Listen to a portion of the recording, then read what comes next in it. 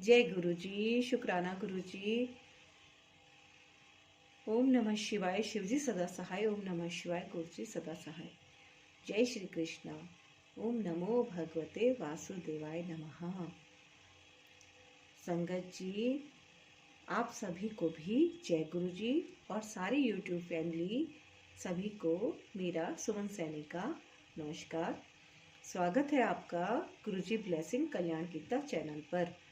और इस पर मैं गीता का पाठ कर रही हूँ, गीता का अध्ययन कर रही हूँ। और आज हम पढ़ रहे हैं इसमें छठा अध्याय ध्यान योग। तो ध्यान योग के बारे में 5 अध्याय हमारे हो गए हैं और अब ध्यान योग के बारे में हम जानेंगे कि ध्यान योग क्या है छठे अध्याय में। और एपिसोड है ये 16। तो शुरुआत करते हैं हम एपिसोड 16 में ध्यान योग। और आपसे निवेदन है कि गुरुजी ब्लेसिंग कल्याण गीता चैनल को आपने अगर सब्सक्राइब नहीं किया है तो ज़रूर कर लीजिए, वीडियो को लाइक कीजिए और वीडियो को शेयर कीजिए। गीता हमें सबको ज़रूर पढ़नी चाहिए। जीवन में 1 बार, 2 बार, 3 बार, जितना भी ज़्यादा से ज़्यादा पॉसिबल हो सके उतनी हमें गीता का पाठ करना चाहिए। क्योंकि कोई भी किताब अगर हम पढ़ते हैं तो वो एकदम से एक बार में समझ में नहीं आती, उसको धीरे धीरे समझने का प्रयास करना पड़ता है। लेकिन जब हम किसी चीज़ को समझने का थोड़ा प्रयास करते हैं तो फिर धीरे धीरे वो चीज़ें हमें समझ में आने लगती है। थोड़ा हम पहली बार पढ़ रहे हैं तो कुछ समझ में आएगा, फिर दूसरी बार में कुछ ज़्यादा आएगा, तीसरी बार में कुछ और ज़्यादा आएगा। लेकिन अगर हम शुरुआत ही नहीं करेंगे तो समझ में कैसे आएगा, है ना। गीता का ज्ञान हमें अवश्य प्राप्त करना चाहिए कि भगवान ने कहा क्या है, भगवान हम जितनी भी आत्माएं हैं हमें क्या समझाने का प्रयास कर रहे हैं। तो ये हम सबकी जिम्मेदारी भी बनती है कि एक बार हम सुन अवश्य लें। समझ में कितना आ रहा है वो तो हम जब ध्यान लगाएंगे तो हमें उतना ही ज़्यादा समझ में आने लग जाएगा। हर किसी की समझ अपनी अलग अलग होती है। किसी को कोई बात जल्दी समझ में आ जाती है, किसी को थोड़ा सा देर से आती है। लेकिन जब हम प्रयास करते हैं तो ऐसा नहीं होता कि हमें कुछ भी समझ ना आए, कुछ ना कुछ बातें हमें अवश्य ही समझ में आती हैं। तो आप सभी लोग ध्यान देकर थोड़ा सा इसे सुने और अपना कीमती समय देकर इसको एक बार जरूर सुने। कम से कम जीवन में एक बार तो अवश्य ही सुने, पूरा सुने। अगर आपके पिछले एपिसोड छूट गए हैं तो एक बार आप उनको जरूर, सारे एपिसोडों को जरूर सुन लें, अध्याय 1 से सुने, है ना। तो शुरुआत करते हैं। जय श्री कृष्ण, जय गुरु जी, जय श्री कृष्ण। जिसने मन को जीत लिया है उसने पहले ही परमात्मा को प्राप्त कर लिया है, क्योंकि उसने शांति प्राप्त कर ली है। ऐसे पुरुष के लिए सुख दुख, सर्दी गर्मी एवं मान अपमान एक से हैं। अर्थात तात्पर्य यह है, वस्तुतः प्रत्येक जीव उस भगवान की आज्ञा का पालन करने के निमित्त आया है जो जन जन के हृदयों में परमात्मा रूप में स्थित है। जब मन बहिरंगा माया द्वारा विपथ कर दिया जाता है तब मनुष्य भौतिक कार्यकलापों में उलझ जाता है। अतः ज्यों ही मन किसी योग पद्धति द्वारा वश में आ जाता है त्यों ही मनुष्य को लक्ष्य पर पहुंचा हुआ मान लिया जाना चाहिए। मनुष्य को भगवत आज्ञा का पालन करना चाहिए। जब मनुष्य का मन परा प्रकृति में स्थिर हो जाता है तो जीवात्मा के समक्ष भगवत आज्ञा पालन करने के अतिरिक्त कोई विकल्प नहीं रह जाता। मन को किसी न किसी उच्च आदेश को मानकर उसका पालन करना होता है। मन को वश में करने से स्वतः ही परमात्मा के आदेश का पालन होता है। चूंकि कृष्ण भावना भावित होते ही यह दिव्य स्थिति प्राप्त हो जाती है। अतः भगवत भक्त संसार के द्वंद्वों यथा सुख दुख, सर्दी गर्मी आदि से अप्रभावित रहता है। यह अवस्था व्यवहारिक समाधि या परमात्मा में तल्लीनता है। वह व्यक्ति आत्म साक्षात्कार को प्राप्त तथा योगी कहलाता है जो अपने अर्जित ज्ञान तथा अनुभूति से पूर्णतया संतुष्ट रहता है। ऐसा व्यक्ति अध्यात्म को प्राप्त तथा जितेंद्रिय कहलाता है। वह सभी वस्तुओं को, चाहे वे कंकड़ हो, पत्थर हो या कि सोना, एक समान देखता है। तात्पर्य यह है, परम सत्य की अनुभूति के बिना कोरा ज्ञान व्यर्थ होता है। भक्तिर सामृत सिंधु में कहा गया है, कोई भी व्यक्ति अपनी दूषित इंद्रियों के द्वारा श्री कृष्ण के नाम, रूप, गुण तथा उनकी लीलाओं की दिव्य प्रकृति को नहीं समझ सकता। भगवान की दिव्य सेवा से पूरित होने पर ही उनके दिव्य नाम, रूप, गुण तथा लीलाओं को समझ सकता है। यह भागवत गीता कृष्ण भावनामृत का विज्ञान है। मात्र संसारी विद्वता से कोई कृष्ण भावना भावित नहीं हो सकता। ऐसे विशुद्ध चेतना वाले व्यक्ति का सानिध्य प्राप्त होने का सौभाग्य मिलना चाहिए। कृष्ण भावना भावित व्यक्ति को भगवत कृपा से ज्ञान की अनुभूति होती है, क्योंकि वह विशुद्ध भक्ति से तुष्ट रहता है। अनुभूत ज्ञान से वह पूर्ण बनता है।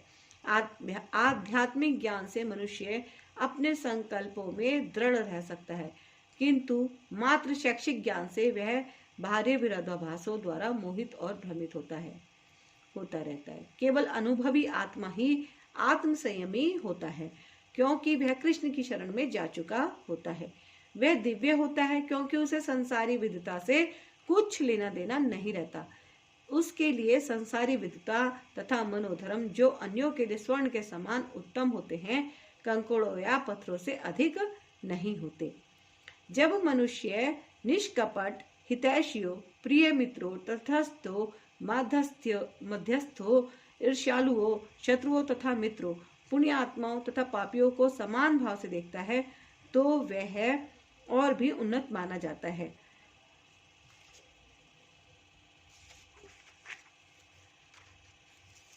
योगी को चाहिए कि वह सदैव अपने शरीर तथा मन आत्मा को परमेश्वर में लगाए, एकांत स्थान में रहे और बड़ी सावधानी के साथ अपने मन को वश में करे। उसे समस्त आकांक्षाओं तथा संग्रह भाव की इच्छाओं से मुक्त होना चाहिए। अर्थात तात्पर्य यह है, कृष्ण की अनुभूति ब्रह्म, परमात्मा तथा श्री भगवान के विभिन्न रूपों में होती है। संक्षेप में कृष्ण भावनामृत का अर्थ है भगवान की दिव्य प्रेमा भक्ति में निरंतर प्रवृत्त रहना।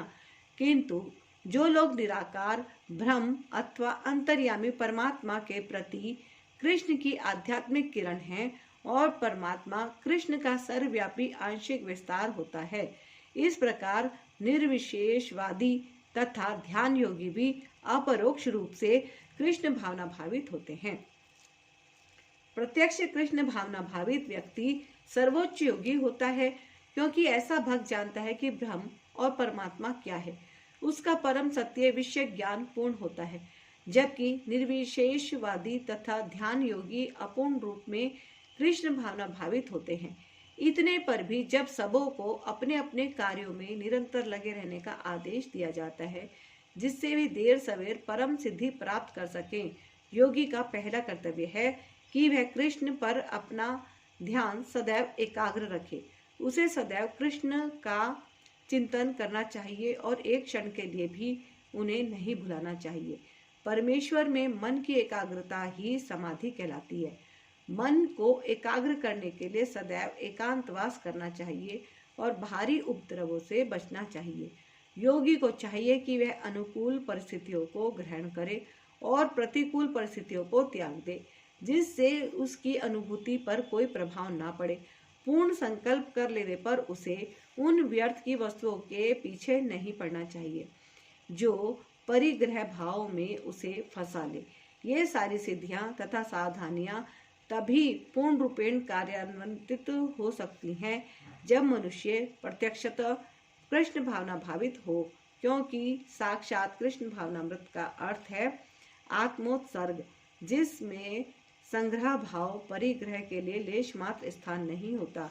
श्रील रूप गोस्वामी कृष्ण भावनामृत का लक्षण इस प्रकार देते हैं।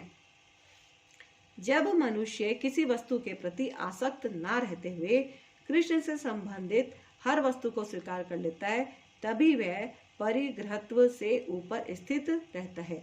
दूसरी ओर जो व्यक्ति कृष्ण से संबंधित प्रत्येक वस्तु को बिना जाने त्याग देता है, उसका वैराग्य पूर्ण नहीं होता। कृष्ण भावना भावित व्यक्ति भली भांति जानता रहता है कि प्रत्येक वस्तु श्री कृष्ण की है, फलस्वरूप सभी प्रकार के परिग्रह भाव से मुक्त रहता है। इस प्रकार वह अपने लिए किसी वस्तु की लालसा नहीं करता। वह जानता है किस प्रकार कृष्ण भावनामृत के अनुरूप वस्तुओं को स्वीकार किया जाता है और कृष्ण भावनामृत के प्रतिकूल वस्तुओं का परित्याग कर दिया जाता है। वह सदैव भौतिक वस्तुओं से दूर रहता है क्योंकि वह दिव्य होता है और कृष्ण भावनामृत से रहित व्यक्तियों से किसी प्रकार का सरोकार न रखने के कारण सदा अकेला रहता है। अतः कृष्ण भावनामृत में रहने वाला व्यक्ति पूर्ण योगी होता है। देखो ने कितना अच्छा बताया कि जो कृष्ण के प्रति अपने आप को समर्पित कर देते हैं, वो अगर अकेले भी रहते हैं तब भी वो अकेले नहीं होते। वो पूरे ध्यान में किसको बसा के रखते हैं? कृष्ण भगवान को, है ना। तो ये बता रहे हैं ध्यान योग। योगाभ्यास के लिए योगी एकांत स्थान में जाकर भूमि पर कुशा बिछा दे और फिर उसे मृगशाला से ढके तथा ऊपर से मुलायम वस्त्र बिछा दे। आसन ना तो बहुत ऊंचा हो ना बहुत नीचा, यह पवित्र स्थान में स्थित हो। योगी को चाहिए कि इस पर दृढ़ता पूर्वक बैठ जाए और मन, इंद्रियों तथा कर्मों को वश में करते हुए तथा मन को एक बिंदु पर स्थिर करके हृदय को शुद्ध करने के लिए योगाभ्यास करे। अर्थात तात्पर्य यह है, पवित्र स्थान तीर्थ स्थान का सूचक है। भारत में योगी तथा भक्त अपना घर त्याग कर प्रयाग, मथुरा, वृंदावन, ऋषिकेश तथा हरिद्वार जैसे पवित्र स्थानों में वास करते हैं और एकांत स्थान में योगाभ्यास करते हैं जहाँ यमुना तथा गंगा जैसी नदियां प्रवाहित होती हैं। किंतु प्राय ऐसा करना सबों के लिए, विशेषतया पाश्चात्यों के लिए संभव नहीं है। बड़े बड़े शहरों की तथाकथित योग समितियां भले ही धन कमा ले, किंतु वे योग के वास्तविक अभ्यास के लिए सर्वथा अनुपयुक्त होती हैं। जिसका मन विचलित है और जो आत्म संयमी नहीं है, वह ध्यान का अभ्यास नहीं कर सकता। अतः बृहन्नादीय पुराण में कहा गया है कि कलयुग वर्तमान युग में जबकि लोग अल्पजीवी आत्म साक्षात्कार में मंद तथा चिंताओं से व्यग्र रहते हैं, भगवत प्राप्ति का सर्वश्रेष्ठ माध्यम भगवान के पवित्र नाम का कीर्तन है। कलह और दंभ के इस युग में मोक्ष का एकमात्र साधन भगवान के पवित्र नाम का कीर्तन करना है। कोई दूसरा मार्ग नहीं है, कोई दूसरा मार्ग नहीं है, कोई दूसरा मार्ग नहीं है। योगाभ्यास करने वाले को चाहिए कि वे अपने शरीर, गर्दन तथा सिर को सीधा रखे और नाक के अगले सिरे पर दृष्टि लगाए। इस तरह वे अविचलित तथा दमित मन से, भय रहित विषय जीवन से पूर्णतया मुक्त होकर अपने हृदय में मेरा चिंतन करे और मुझे अपना चरम लक्ष्य बनाए। तात्पर्य यह है, जीवन का उद्देश्य कृष्ण को जानना है, जो प्रत्येक जीव के हृदय में चतुर्भुज परमात्मा रूप में स्थित है। योगाभ्यास का प्रयोजन विष्णु के इसी अंतर्यामी रूप की खोज करने तथा देखने के अतिरिक्त और कुछ नहीं है। अंतर्यामी विष्णु मूर्ति प्रत्येक व्यक्ति के हृदय में निवास करने वाले कृष्ण का स्वांश रूप है, जो इस विष्णु मूर्ति की अनुभूति करने के अतिरिक्त किसी अन्य कपट योग में लगा रहता है। वह निसंदेह अपने समय का अपव्यय करता है। कृष्ण ही जीवन के परम लक्ष्य हैं और प्रत्येक हृदय में स्थित विष्णु मूर्ति ही योगाभ्यास का लक्ष्य है। हृदय के भीतर इस विष्णु मूर्ति की अनुभूति प्राप्त करने के लिए ब्रह्मचर्य व्रत अनिवार्य है। अतः मनुष्य को चाहिए कि घर छोड़ दे और किसी एकांत स्थान में बताई गई विधि से आसीन होकर रहे। नित्य प्रति घर में या अन्यत्र मैथुन भोग करते हुए और तथाकथित योग की कक्षा में जाने मात्र से कोई योगी नहीं हो जाता। उसे मन को संयमित करने का अभ्यास करना होता है और सभी प्रकार की इंद्रिय तृप्ति से, जिसमें मैथुन जीवन मुख्य है, बचना होता है। महान ऋषि याज्ञवल्क्य ने ब्रह्मचार्य के नियमों में बताया है, सभी कालों में, सभी अवस्थाओं में तथा सभी स्थानों में मनसा वाचा कर्मणा मैथुन भोग से पूर्णतया दूर रहने में सहायता करना ही ब्रह्मचर्य व्रत का लक्ष्य है। मैथुन में प्रवृत्त रहकर योगाभ्यास नहीं किया जा सकता। इसीलिए बचपन से जब मैथुन का कोई ज्ञान भी नहीं होता, ब्रह्मचर्य की शिक्षा दी जाती है। 5 वर्ष की आयु में बच्चों को गुरुकुल भेजा जाता है, जहाँ गुरु उन्हें ब्रह्मचारी बनने के दृढ़ नियमों की शिक्षा देता है। ऐसे अभ्यास के बिना किसी भी योग में उन्नति नहीं की जा सकती, चाहे वह ध्यान हो या कि ज्ञान या भक्ति। किंतु जो व्यक्ति विवाहित जीवन के विधि विधानों का पालन करता है और अपनी ही पत्नी से मैथुन संबंध रखता है, वह भी ब्रह्मचारी कहलाता है। ऐसे संयमशील गृहस्थ ब्रह्मचारी को भक्ति संप्रदाय में स्वीकार किया जा सकता है, किंतु ज्ञान तथा ध्यान संप्रदाय वाले ऐसे गृहस्थ ब्रह्मचारी को भी प्रवेश नहीं देते।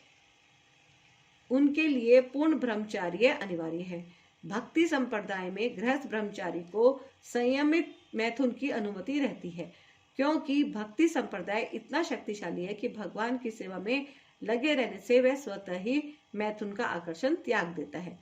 भगवत गीता में कहा गया है, जहां अन्यों को विषय भोग से दूर रहने के लिए बाध्य किया जाता है, वहीं भागवत भक्त भगवद रसवादन के कारण इंद्र तृप्ति से स्वतः विरक्त हो जाता है। भक्त को छोड़कर अन्य किसी को इस अनुपम रस का ज्ञान नहीं होता।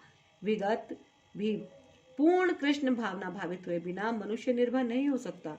बद्ध जीव अपनी विकृत स्मृति अथवा कृष्ण के साथ अपने शाश्वत संबंध की विस्मृति के कारण भयभीत रहता है। भागवत का कथन है, भयम दित्या भिनिवेशत स्याद ईशादपेतस्य विषयो स्मृति। कृष्ण भावना भावित व्यक्ति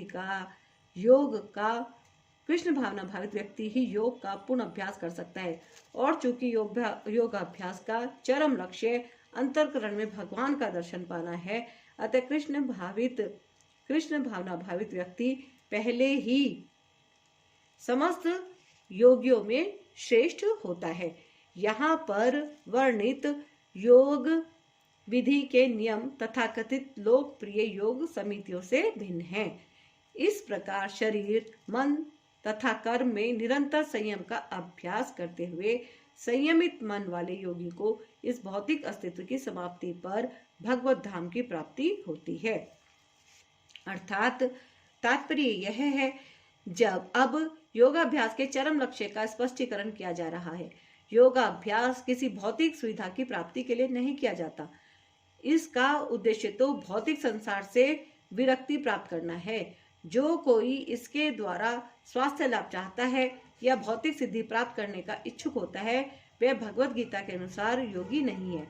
ना ही भौतिक अस्तित्व की समाप्ति का अर्थ शून्य में प्रवेश है, क्योंकि यह कपोल कल्पना है।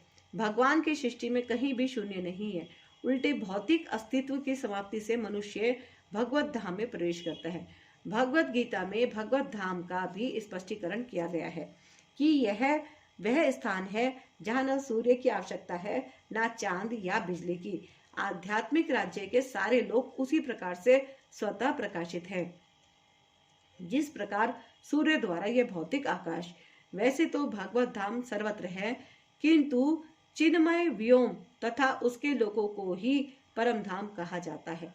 एक पूर्ण योगी जिसे भगवान कृष्ण का पूर्ण ज्ञान है, जैसा कि यहाँ पर भगवान ने स्वयं कहा है, वास्तविक शांति प्राप्त कर सकता है और अंततोगत्वा कृष्ण लोक या गोलोक वृंदावन को प्राप्त होता है।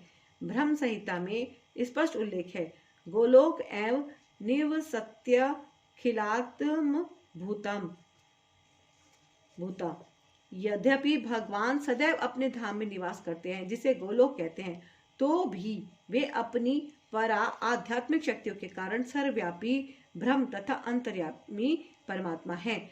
कोई भी कृष्ण तथा विष्णु रूप में उनके पूर्ण विस्तार को सही जाने बिना वैकुंठ में या भगवान के नित्य धाम गोलोक वृंदावन में प्रवेश नहीं कर सकता। अतः कृष्ण भावना भावित व्यक्ति ही पूर्ण योगी है, क्योंकि उसका मन सदैव कृष्ण के कार्यकलापों में तल्लीन रहता है।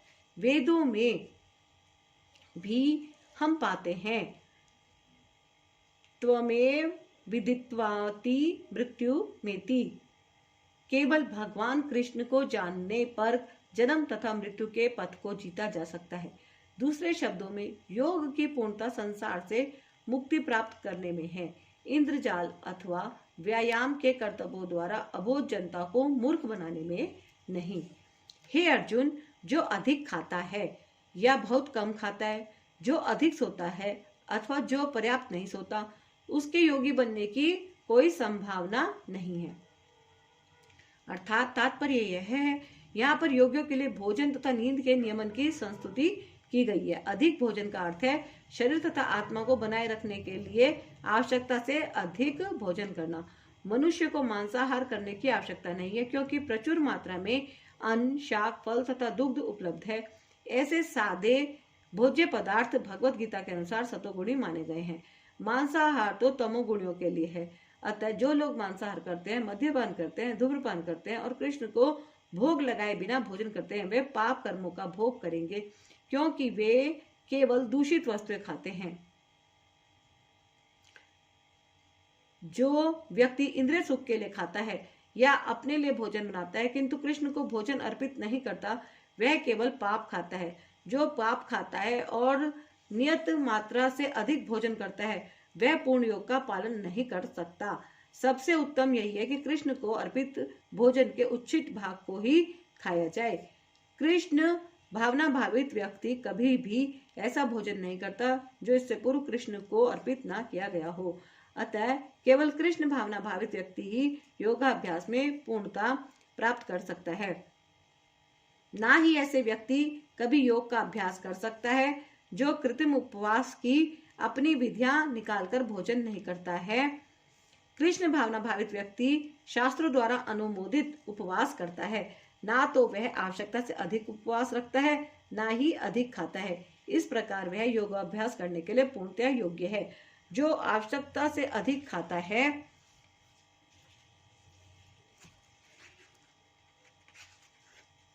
वह सोते समय अनेक सपने देखेगा, अतः आवश्यकता से अधिक सोएगा। मनुष्य को प्रतिदिन 6 घंटे से अधिक नहीं सोना चाहिए। जो व्यक्ति 24 घंटे में से 6 घंटों से अधिक सोता है, वह अवश्य ही तमोगुणी है। तमोगुणी व्यक्ति आलसी होता है और अधिक सोता है। ऐसा व्यक्ति योग नहीं साध सकता। जो खाने, सोने, आमोद प्रमोद तथा काम करने की आदतों में नियमित रहता है, वह योगाभ्यास द्वारा समस्त भौतिक कलेशों को नष्ट कर सकता है। अर्थात तात्पर्य यह है, खाने, सोने, रक्षा करने तथा मैथुन करने से जो शरीर की आवश्यकताएं हैं, अति करने से योगाभ्यास की प्रगति रुक जाती है। जहां तक खाने का प्रश्न है, इसे तो प्रसादम या पवित्रीकृत भोजन के रूप में नियमित बनाया जा सकता है। भगवत गीता के अनुसार भगवान कृष्ण को शाक, फूल, फल, अन्न, दूध आदि भेंट किए जाते हैं। इस प्रकार एक कृष्ण भावना भावित व्यक्ति को ऐसा भोजन न करने का स्वतः प्रशिक्षण प्राप्त रहता है जो मनुष्य के खाने योग्य नहीं होता या कि सतोगुणी नहीं होता। जहाँ तक सोने का प्रश्न है, कृष्ण भावना भावित व्यक्ति कृष्ण भावना व्रत में कर्म करने में निरंतर सतर्क रहता है, अतः निद्रा में वह व्यर्थ समय नहीं गंवाता। अव्यर्थ कालात्मवम कृष्ण भावना भावित व्यक्ति अपना 1 मिनट का समय भी भगवान की सेवा के बिना नहीं बिताना चाहता, अतः वह कम से कम सोता है। उसके आदर्श श्रील रूप गोस्वामी हैं, जो कृष्ण की सेवा में निरंतर लगे रहते थे और दिन भर में 2 घंटे से अधिक नहीं सोते थे।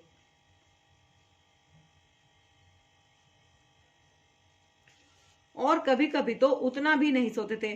ठाकुर हरिदास तो इतनी माला में 3 लाख नामों का जप किया बिना ठाकुर हरिदास तो अपनी माला में 3 लाख नामों का जप किए बिना ना तो प्रसाद ग्रहण करते थे और ना सोते ही थे।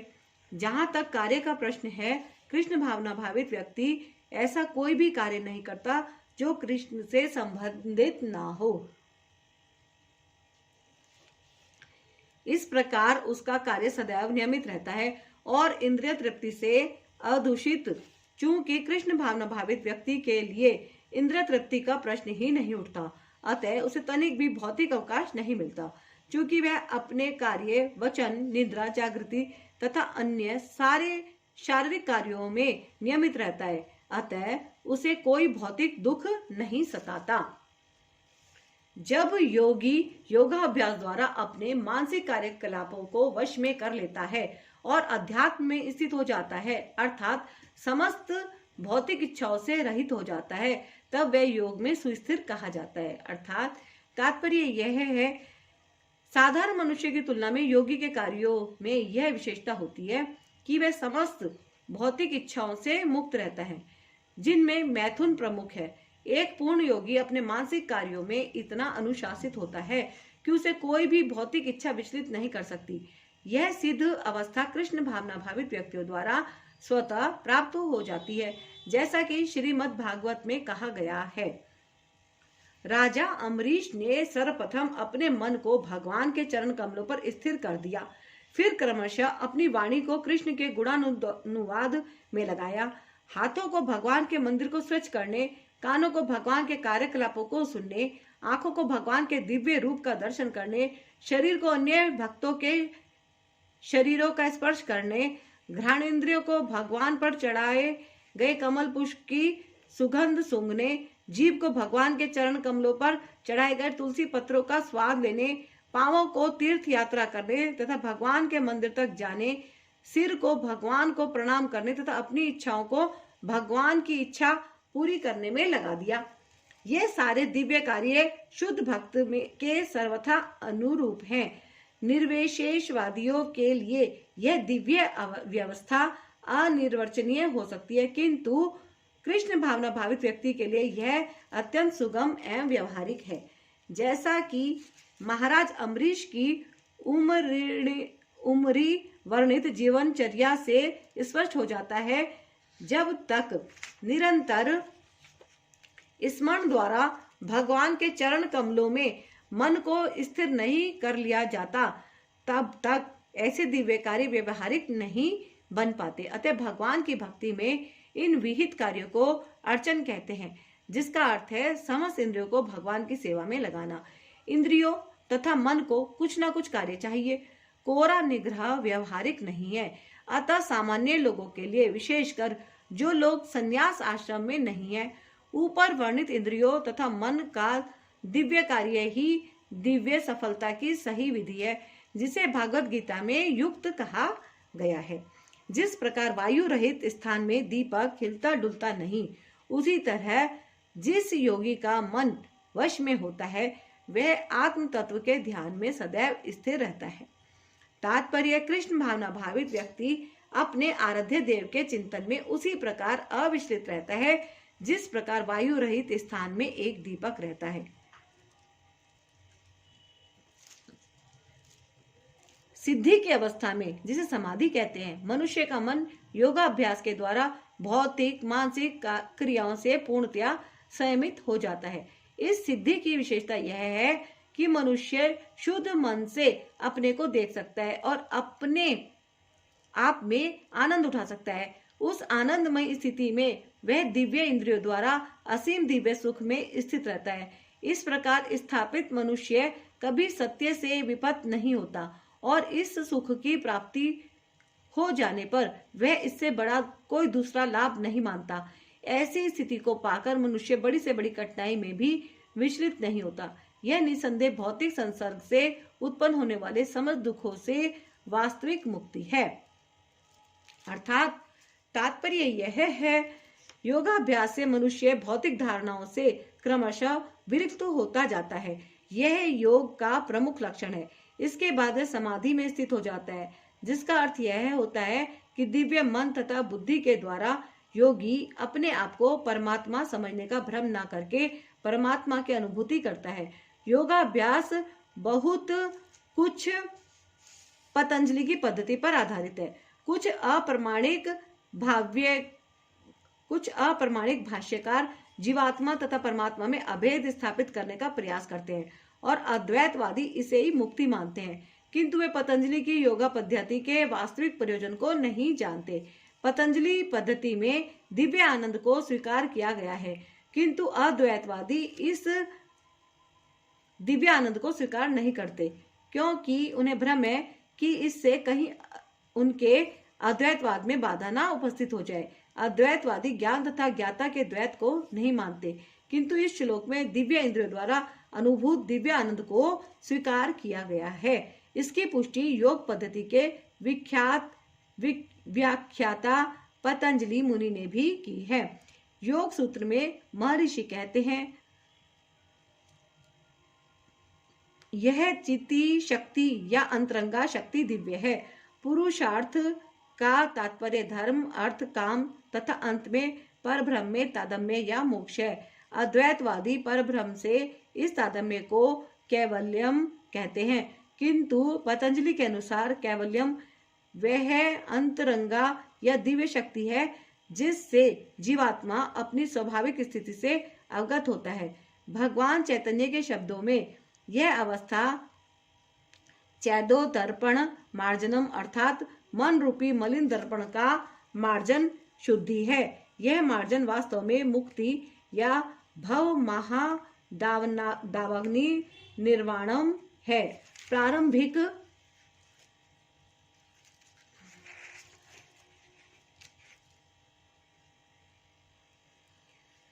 निर्वाण सिद्धांत भी इस नियम के समान है। भागवत में इसे स्वरूपेण व्यस्थिति कहा गया है। भगवत गीता के इस श्लोक में भी इसी की पुष्टि हुई है।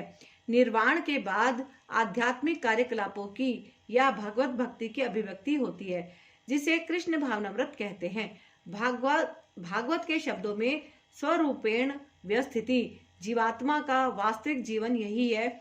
भौतिक दूषण से आध्यात्मिक जीवन के कलमश युक्त होने की अवस्था माया है। इस भौतिक दूषण से मुक्ति का अभिप्राय जीवात्मा की मूल दिव्य स्थिति का विनाश नहीं है। पतंजलि भी इसकी पुष्टि इन शब्दों से करते हैं। यह चित्ती शक्ति या दिव्य आनंद ही वास्तविक जीवन है। इसका अनुमोदन वेदांत सूत्र में इस प्रकार हुआ है। यह चित्ती शक्ति ही योग का परम लक्ष्य है और भक्ति योग द्वारा इसे सरलता से प्राप्त किया जाता है। भक्ति योग का विस्तृत विवरण 7वें अध्याय में किया जाएगा। इस अध्याय में वर्णित योग पद्धति के अनुसार समाधियां 2 प्रकार की होती हैं, संप्रज्ञात तथा असंप्रज्ञात समाधियां। जब मनुष्य विभिन्न दार्शनिक शोधों के द्वारा दिव्य स्थिति को प्राप्त होता है तो यह कहा जाता है कि उसे संप्रज्ञात समाधि प्राप्त हुई है। संप्रज्ञात समाधि में संसारी आनंद से कोई संबंध नहीं रहता, क्योंकि इसमें मनुष्य इंद्रियों से प्राप्त होने वाले सभी प्रकार के सुखों से परे हो जाता है। एक बार इस दिव्य स्थिति को प्राप्त कर लेने पर योगी कभी उससे डिगता नहीं। जब तक योगी इस स्थिति को प्राप्त नहीं कर लेता तब तक वह असफल रहता है। आजकल के तथाकथित योगाभ्यास में विभिन्न इंद्रिय सुख सम्मिलित हैं, जो योग के सर्वथा विपरीत हैं।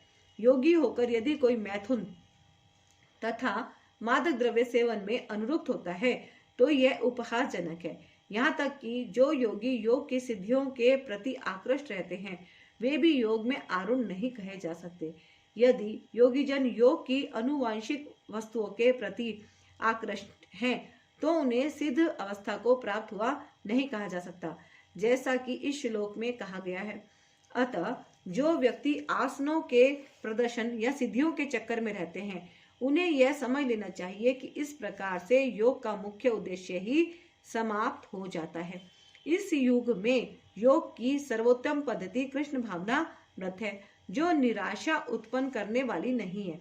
एक कृष्ण भावना भावित व्यक्ति अपने धर्म में इतना सुखी रहता है कि उसे किसी अन्य सुख की आकांक्षा नहीं रह जाती।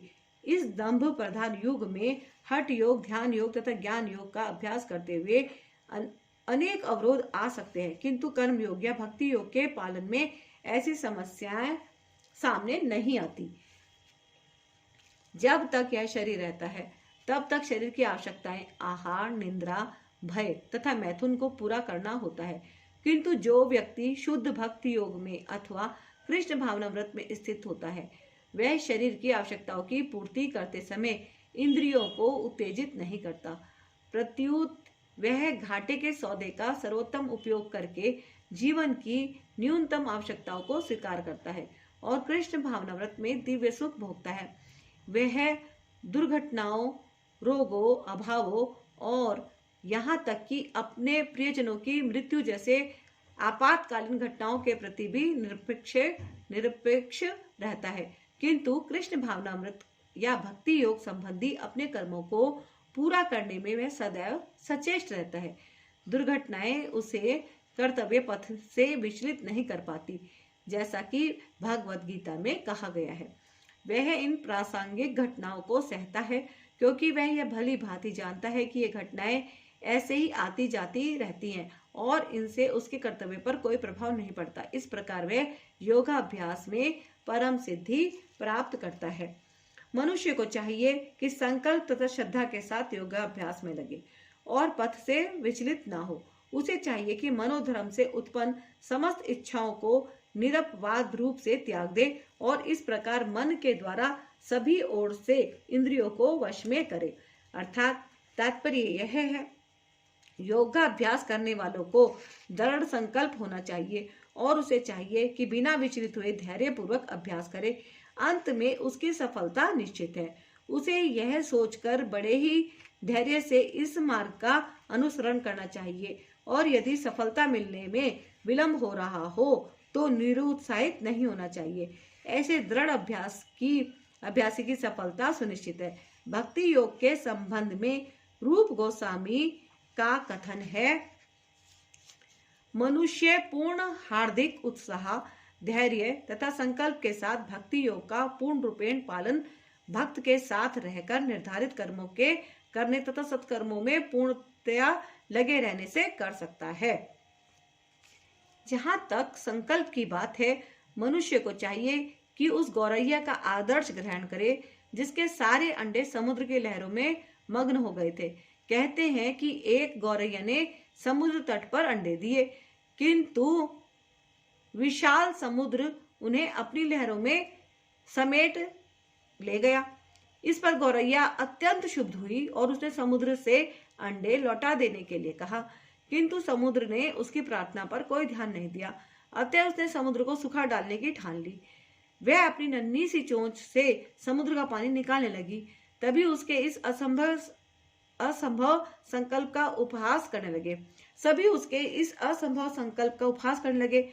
उसके इस कार्य की सर्वत्र चर्चा चलने लगी। तो अंत में भगवान विष्णु के विराट वाहन पक्षीराज गरुड़ ने यह बात सुन ली। उन्हें अपनी इस नन्ही पक्षी बहन पर दया आई और वे गौरैया से मिलने आए। गरुड़ उस नन्ही गौरैया के निश्चय से बहुत प्रसन्न हुए और उन्होंने उसकी सहायता करने का वचन दिया।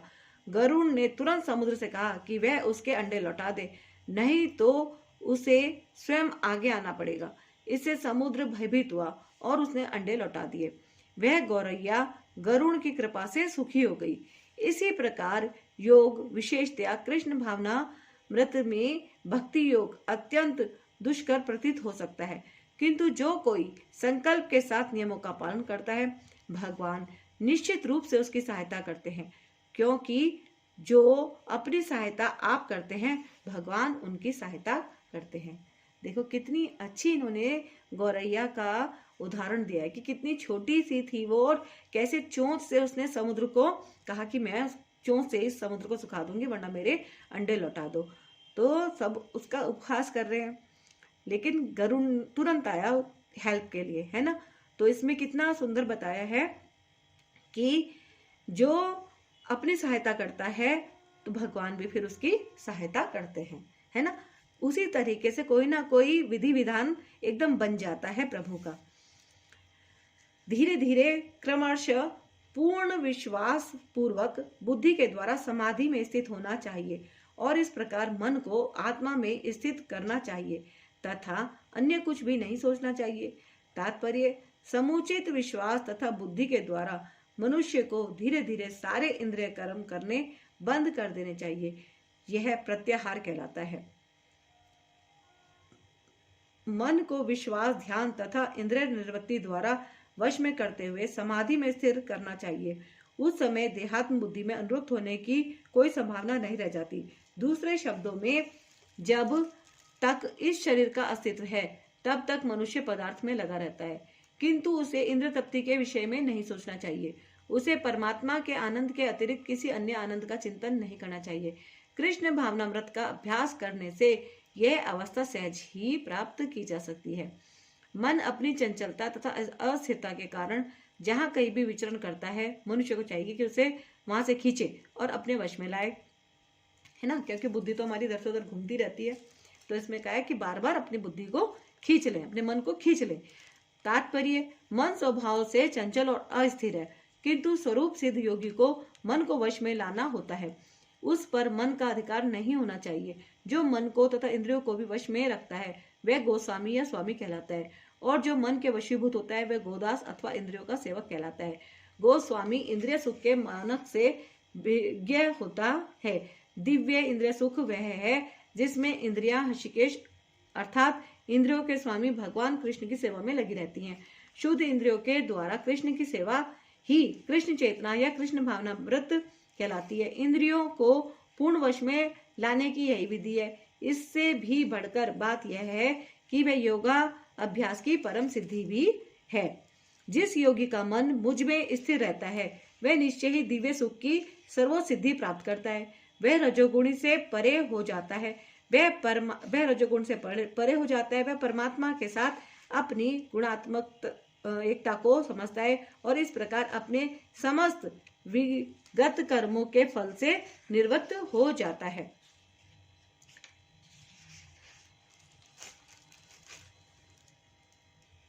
अर्थात तात्पर्य यह है, भ्रमभूत वह अवस्था है जिसमें भौतिक कलमश से मुक्त होकर भगवान की दिव्य सेवा में स्थित हुआ जाता है।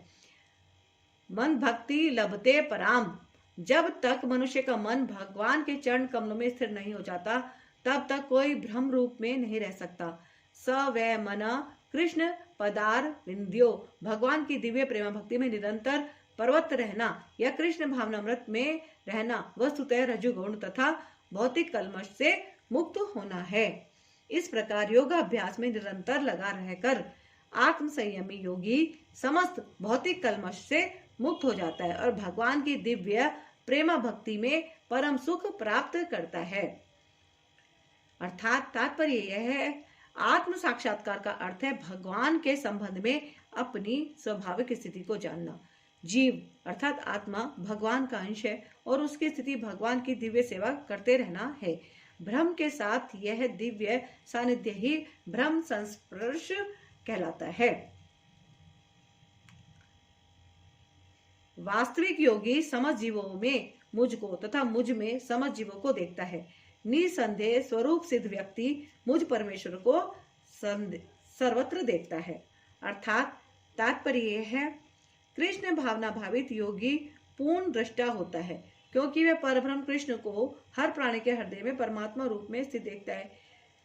ईश्वर सर्वभूतानां हृदयेशे अर्जुन तिष्ठति, अपने परमात्मा रूप में भगवान एक कुत्ते तथा एक ब्राह्मण दोनों के हृदय में स्थित है।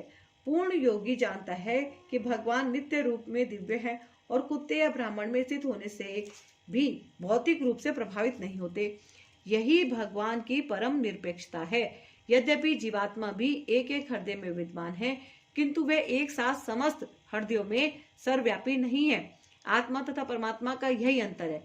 जो वास्तविक रूप से योगाभ्यास करने वाला नहीं है वह इसे स्पष्ट रूप में नहीं देखता। एक कृष्ण भावना भावित व्यक्ति कृष्ण को आस्तिक तथा नास्तिक दोनों में देख सकता है।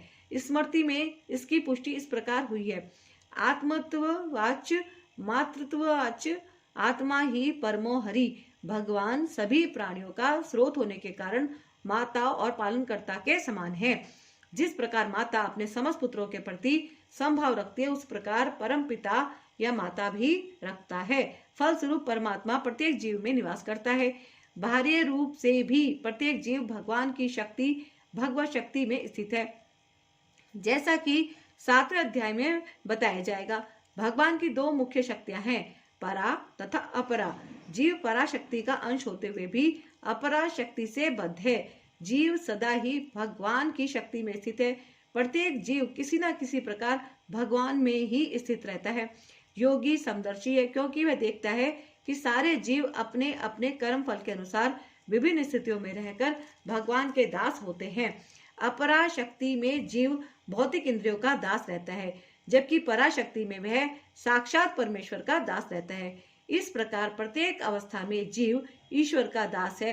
कृष्ण भावना भावित व्यक्ति में यह समदृष्टि पूर्ण होती है।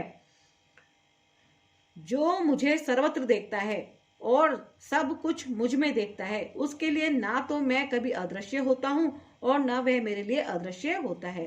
अर्थात तात्पर्य यह है, कृष्ण भावना भावित व्यक्ति भगवान कृष्ण को सर्वत्र देखता है और सारी वस्तुओं को कृष्ण में देखता है। ऐसा व्यक्ति भले ही प्रकृति की पृथक पृथक अभिव्यक्तियों को देखता प्रतीत हो, किंतु वह प्रत्येक दशा में इस कृष्ण भावनामृत से अवगत रहता है कि प्रत्येक वस्तु कृष्ण की ही शक्ति की अभिव्यक्ति है। कृष्ण भावनामृत का मूल सिद्धांत ही यह है कि कृष्ण के बिना कोई अस्तित्व नहीं है और कृष्ण ही सर्वेश्वर हैं। कृष्ण भावनामृत कृष्ण प्रेम का विकास है। ऐसी स्थिति जो भौतिक मोक्ष से भी परे है, आत्म साक्षात्कार के ऊपर कृष्ण भावनामृत की इस अवस्था में भक्त कृष्ण से इस अर्थ में एक रूप हो जाता है कि उसके लिए कृष्ण ही सब कुछ हो जाते हैं और भक्त प्रेममय कृष्ण से पूरित होता है। जब भगवान तथा भक्त के बीच अंतरंग संबंध स्थापित हो जाता है, उस अवस्था में जीव को विनिष्ट नहीं किया जा सकता और न भगवान भक्त की दृष्टि से ओझल होते हैं। कृष्ण में तादात्म्य होना आध्यात्मिक लय आत्मविश्वास है। भक्त कभी भी ऐसी विपदा नहीं उठाता। ब्रह्म संहिता में कहा गया है, मैं आदि भगवान गोविंद की पूजा करता हूँ, जिनका दर्शन भक्तगण प्रेम रूपी अंजन लगे नेत्रों से करते हैं। वे भक्त के हृदय में स्थित श्याम सुंदर रूप में देखे जाते हैं। इस अवस्था में ना तो भगवान कृष्ण अपने भक्त की दृष्टि से ओझल होते हैं और न भक्त ही उनकी दृष्टि से ओझल हो पाते हैं। यही बात योगी के लिए भी सत्य है, क्योंकि वह अपने हृदय के भीतर परमात्मा रूप में भगवान का दर्शन करता रहता है। ऐसा योगी शुद्ध भक्त बन जाता है और अपने अंदर भगवान को देखे बिना एक क्षण भी नहीं रह सकता। जो योगी मुझे तथा परमात्मा को अभिन्न जानते हुए परमात्मा की भक्ति पूर्वक सेवा करता है, वह हर प्रकार से मुझ में सदैव स्थित रहता है। अर्थात तात्पर्य यह है, जो योगी परमात्मा का ध्यान करता है, वह अपने अंतःकरण में चतुर्भुज विष्णु का दर्शन कृष्ण के पूर्ण रूप में शंख चक्र गदा तथा कमल पुष्प धारण किए करता है। योगी को यह जानना चाहिए कि विष्णु कृष्ण से भिन्न नहीं है। परमात्मा रूप में कृष्ण जन जन के हृदय में स्थित है। यही नहीं, असंख्य जीवों के हृदय में स्थित असंख्य परमात्माओं में कोई अंतर नहीं है। न ही कृष्ण की दिव्य प्रेमा भक्ति में निरंतर व्यस्त व्यक्ति तथा परमात्मा के ध्यान में निरत एक पूर्ण योगी के बीच कोई अंतर है। कृष्ण भावनामृत में योगी सदैव कृष्ण में ही स्थित रहता है, भले ही भौतिक जगत में वे विभिन्न कार्यों में व्यस्त क्यों ना हो। इसकी पुष्टि श्रील रूप गोस्वामी कृत भक्ति रसामृत सिंधु में हुई है। कृष्ण भावनामृत में रत रहने वाला भगवत भक्त स्वतः मुक्त हो जाता है। नारद पंचरात्र में इसकी पुष्टि इस प्रकार हुई है। देश काल से अतीत तथा सर्वव्यापी श्री कृष्ण के दिव्य रूप में ध्यान एकाग्र करने से मनुष्य कृष्ण के चिंतन में तन्मय हो जाता है और तब उनके दिव्य सानिध्य की सुखी अवस्था को प्राप्त होता है। योगा अभ्यास में समाधि की सर्वोच्च अवस्था कृष्ण भावनामृत है। केवल इस ज्ञान से कि कृष्ण प्रत्येक जन के हृदय में परमात्मा रूप में उपस्थित हैं, योगी निर्दोष हो जाता है। वेदों से भगवान की इस अचिंत्य शक्ति की पुष्टि इस प्रकार होती है, यद्यपि भगवान एक है किंतु वह जितने सारे हृदय हैं उनमें उपस्थित रहता है। इसी प्रकार स्मृति शास्त्र का कथन है, विष्णु एक हैं, फिर भी वे सर्वव्यापी हैं। एक रूप होते हुए भी वे अपनी अचिंत्य शक्ति से सर्वत्र उपस्थित रहते हैं। जिस प्रकार सूर्य एक ही समय अनेक स्थानों में दिखता है। हे अर्जुन, वह पूर्ण योगी है जो अपनी तुलना से समस्त प्राणियों की उनके सुखों तथा दुखों में वास्तविक समानता का दर्शन करता है।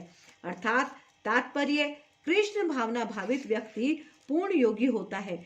वह अपने व्यक्तिगत अनुभव से प्रत्येक प्राणी के सुख तथा दुख से अवगत होते हैं। जीव के दुख का कारण ईश्वर से अपने संबंध का विस्मरण होना है। सुख का कारण कृष्ण को मनुष्य के समस्त कार्यों का परम भोक्ता, समस्त भूमि तथा लोकों का स्वामी एवं समस्त जीवों का परम हितैषी मित्र समझना है। पूर्ण योगी यह जानता है कि भौतिक प्रकृति के गुणों से प्रभावित बद्ध जीव कृष्ण से अपने संबंध को भूल जाने के कारण 3 प्रकार के भौतिक तापों, दुखों को भोगता है। और चूंकि कृष्ण भावना भावित व्यक्ति सुखी होता है, इसलिए वह कृष्ण ज्ञान को सर्वत्र वितरित कर देना चाहता है। चूंकि पूर्ण योगी कृष्ण भावना भावित बनने के महत्व को घोषित करता चलता है, अतः वह विश्व का सर्वश्रेष्ठ उपकारी एवं भगवान का प्रियतम सेवक है। दूसरे शब्दों में भगवत भक्त सदैव जीवों के कल्याण को देखता है और इस तरह वह प्रत्येक प्राणी का सखा होता है। वह सर्वश्रेष्ठ योगी है क्योंकि वह स्वांत सुखाय सिद्धि नहीं चाहता, अपितु अन्यों के लिए भी चाहता है। वह अपने मित्र जीवों से द्वेष नहीं करता। यही है वह अंतर जो एक भगवत भक्त तथा आत्मोन्नति में ही रुचि रखने वाले जो योगी पूर्ण रूप से ध्यान धरने के लिए एकांत स्थान में चला जाता है, वह उतना पूर्ण नहीं होता जितना कि वह भक्त जो प्रत्येक व्यक्ति को कृष्ण भावना भावित बनाने का प्रयास करता रहता है ना। कई लोग तो ये होते हैं ना कि हम अकेले अकेले पूजा कर रहे, पाठ कर रहे, भगवान का ध्यान कर रहे, लेकिन जितने भी कृष्ण प्रेमी होते हैं वो हमेशा दूसरे को भी कृष्ण प्रेमी बनाने का प्रयास निरंतर करते ही रहते हैं, है ना। ऐसा ही होता है ना। अर्जुन ने कहा, हे मधुसूदन, आपने जिस योग पद्धति का संक्षेप में वर्णन किया है वह मेरे लिए अव्यवहारिक तथा असहनीय है, क्योंकि मन चंचल तथा अस्थिर है। अर्थात तात्पर्य यह है, भगवान कृष्ण ने अर्जुन के लिए शुचि देशे से लेकर योगी परमो मत तक जिस योग पद्धति का वर्णन किया है उसे अर्जुन अपनी असमर्थता के कारण अस्वीकार कर रहा है। इस कलयुग में सामान्य व्यक्ति के लिए संभव नहीं है कि वह अपना घर छोड़कर किसी पर्वत या जंगल के एकांत स्थान में जाकर योगाभ्यास करे। आधुनिक युग की विशेषता है अल्पकालिक जीवन के लिए घोर संघर्ष। लोग सरल व्यवहारिक साधनों से भी आत्म साक्षात्कार के लिए उत्सुक या गंभीर नहीं है, तो फिर इस कठिन योग पद्धति के विषय में क्या कहा जा सकता है, जो जीवन शैली, आसन विधि, स्थान के चयन तथा भौतिक व्यवस्थाओं से विरक्ति का नियमन करती है। व्यवहारिक व्यक्ति के रूप में अर्जुन ने सोचा कि इस योग पद्धति का पालन असंभव है। भले ही वह कई बातों में इस पद्धति पर खरा उतरता था। वह राजवंशी था और उसमें अनेक सद्गुण थे। वह महान योद्धा था, वह दीर्घायु था और सबसे बड़ी बात तो यह है कि वह भगवान श्री कृष्ण का घनिष्ठ मित्र था। 5000 वर्ष पूर्व अर्जुन को हमसे अधिक सुविधाएं प्राप्त थी, तो भी उसने इस योग पद्धति को स्वीकार करने से मना कर दिया। वास्तव में इतिहास में कोई ऐसा प्रलेख प्राप्त नहीं है जिसे यह ज्ञात हो सके कि उसने कभी योगाभ्यास किया हो। अतः इस पद्धति को इस कलयुग के लिए सर्वथा दुष्कर समझना चाहिए। हाँ, कतिपय विरले व्यक्तियों के लिए यह पद्धति सुगम हो सकती है, किंतु सामान्य जनों के लिए यह असंभव प्रस्ताव है।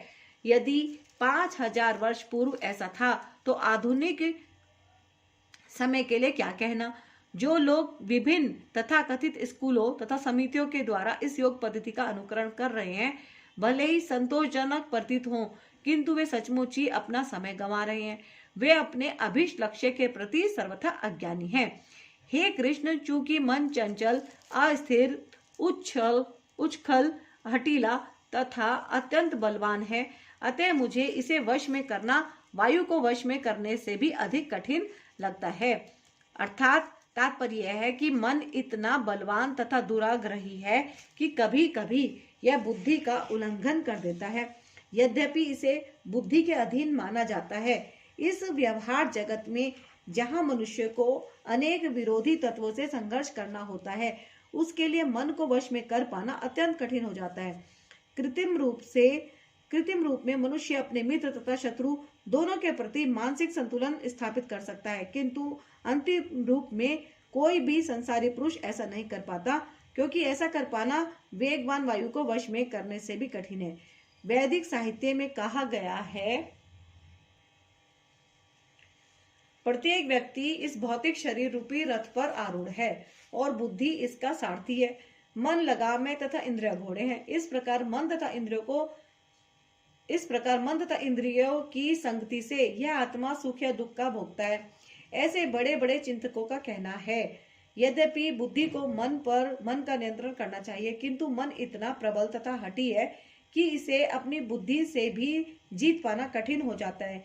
जिस प्रकार की अच्छी से अच्छी दवा द्वारा कभी कभी रोग वश में नहीं हो पाता, ऐसे प्रबल मन को योगाभ्यास द्वारा वश में किया जा सकता है, किंतु ऐसा अभ्यास कर पाना अर्जुन जैसे संसारी व्यक्ति के लिए कभी भी व्यवहारिक नहीं होता। तो फिर आधुनिक मनुष्य के संबंध में क्या कहा जाए? यहाँ पर प्रयुक्त उपमा अत्यंत उपयुक्त है। झंझावात को रोक पाना कठिन होता है और उछल मन को रोक पाना तो और भी कठिन है। मन को वश में रखने का सरलतम उपाय जिसे भगवान चैतन्य ने सुझाया है, यह है कि समस्त दैन्यता के साथ मोक्ष के लिए हरे कृष्ण महामंत्र का कीर्तन किया जाए। विधि यह है, स वै मना कृष्ण पदारविंद्यो। मनुष्य को चाहिए कि वह अपने मन को पूर्णतः कृष्ण में लगाए, तभी मन को विचलित करने के लिए अन्य व्यवस्थाएं शेष नहीं रह जाएंगी। जय श्री कृष्णा। तो आज के लिए बस इतना ही, और लेते हैं हम गुरु जी से भी आज्ञा और कृष्ण भगवान से भी आज्ञा। जो कुछ भी गलती हो गई हो उसके लिए हे प्रभु हमें क्षमा करना। और आप सभी से निवेदन करती हूँ कि गीता के इस अध्याय को जो आपने सुना और लोगों में भी शेयर अवश्य करना।